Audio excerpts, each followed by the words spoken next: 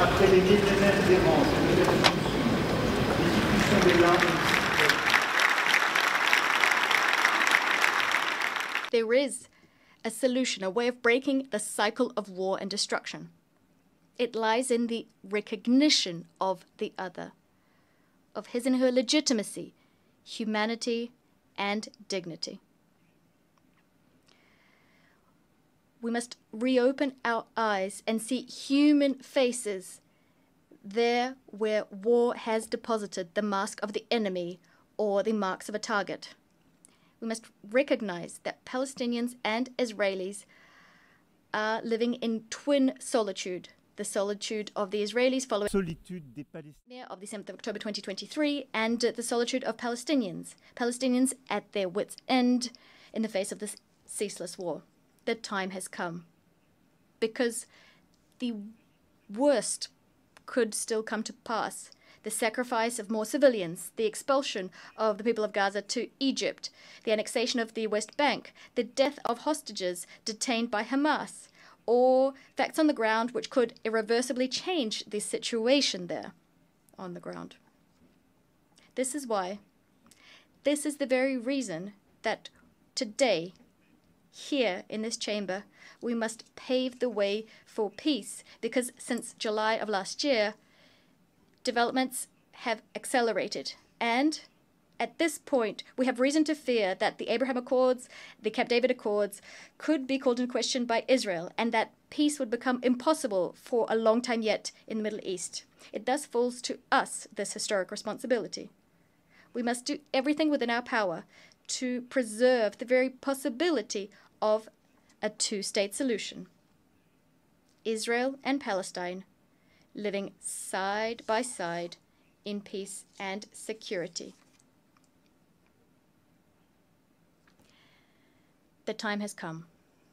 This is why, true to the historic commitment of my country to the Middle East, to peace between the Israelis and the Palestinians, this is why I declare that today France recognizes the state of Palestine.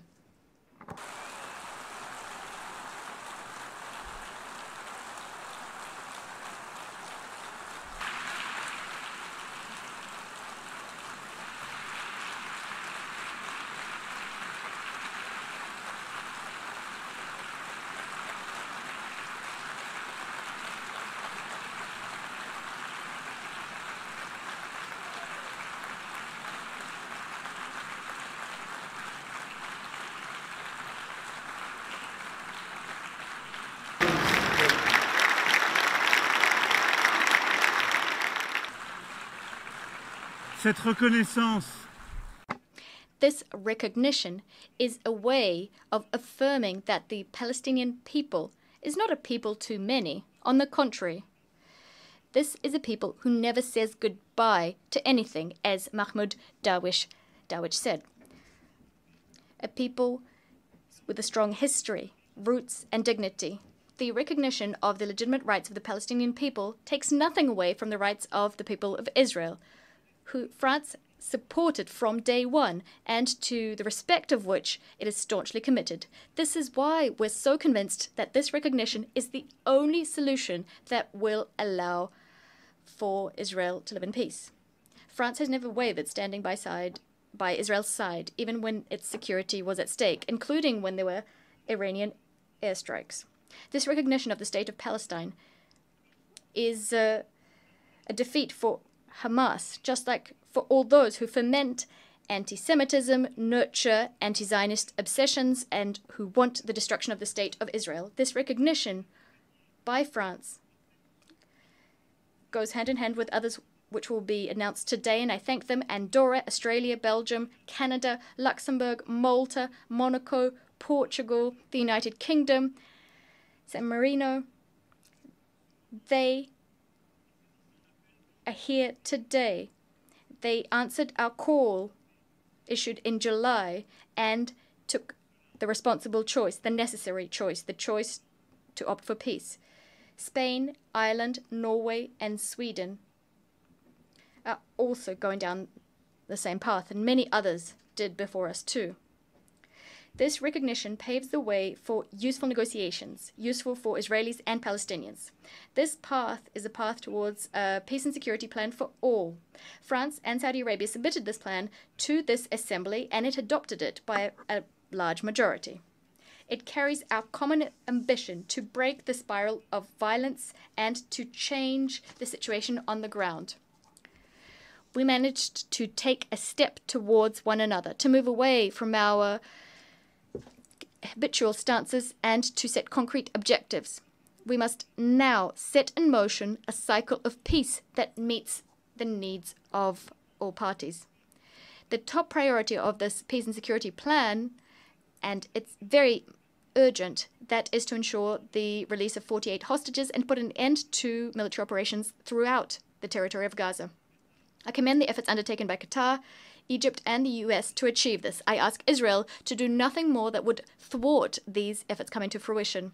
Hamas was vanquished on the military front as we neutralized its leaders and decision makers.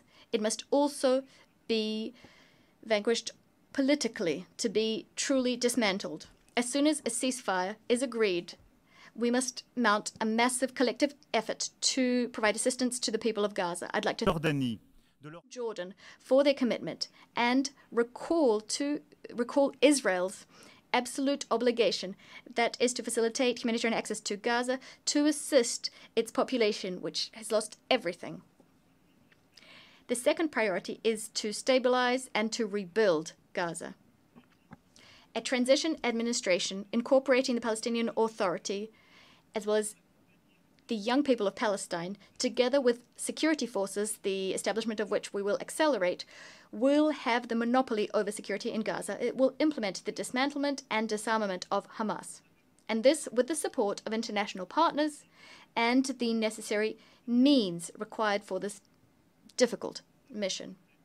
France stands ready to contribute to an international stabilization mission, as well as to support, together with our European partners, the establishment and equipping of Palestinian security forces.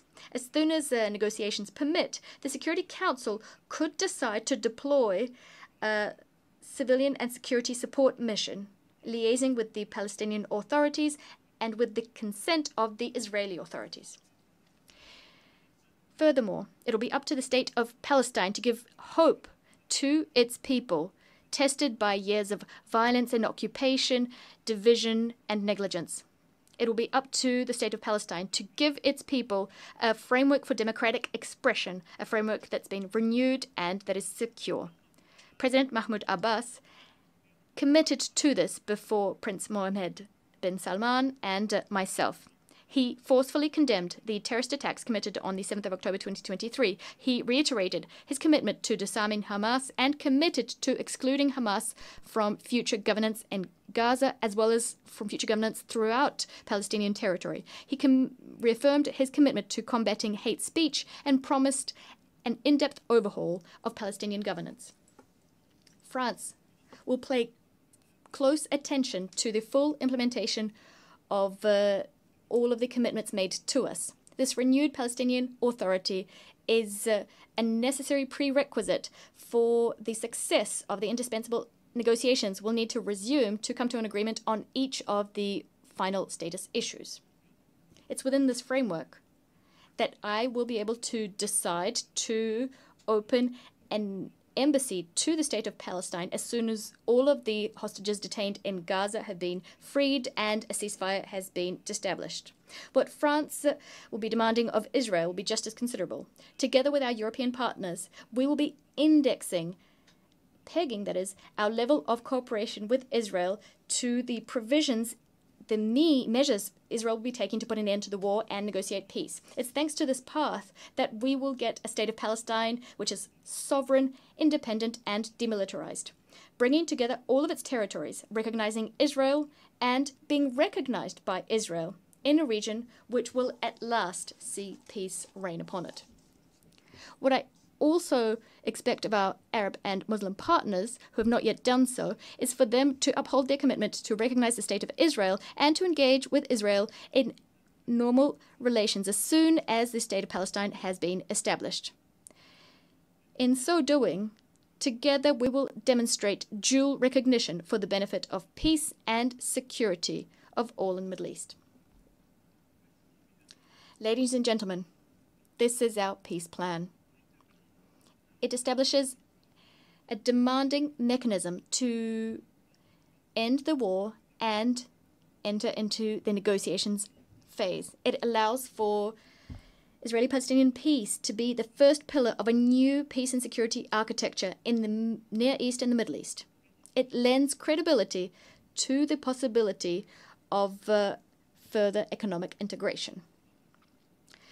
Nothing will be possible unless the Palestinian authorities take full ownership of our renewed ambition so that we can at last achieve the two-state solution. I know that they are reluctant. I know that they harbor fears.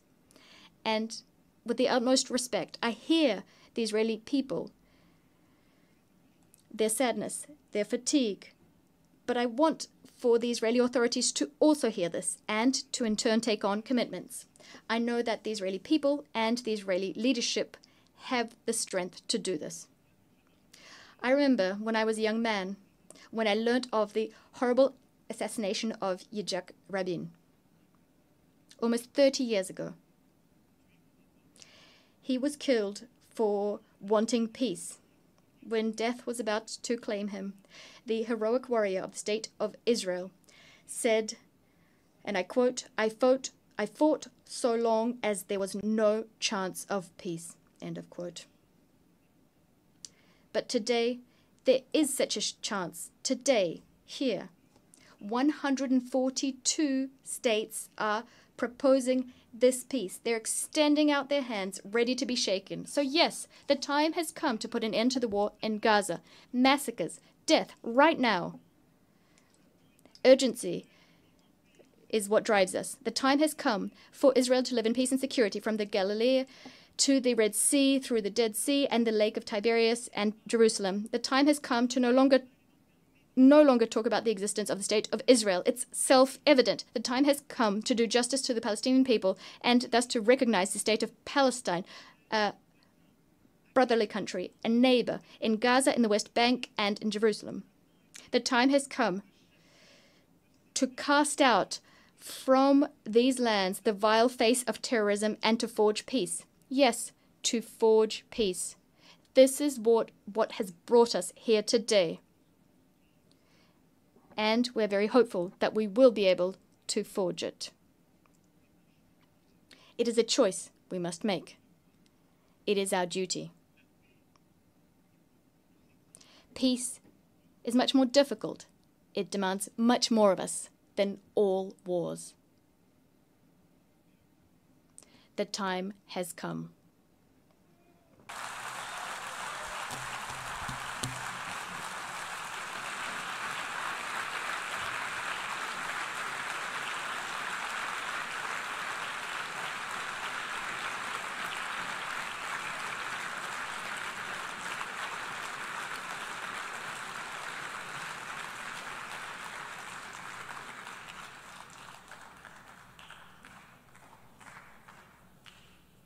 Ketika ada sesuatu yang tidak benar, kita suarakan.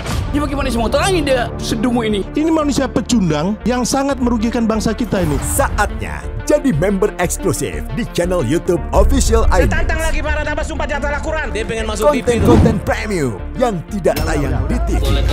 Live interaction. Halo pemirsa iNews, ini baru selesai. Emoji dan badge spesial. Reakses konten pilihan. Klik YouTube Official iNews. Join member hanya Rp10.000 per bulan.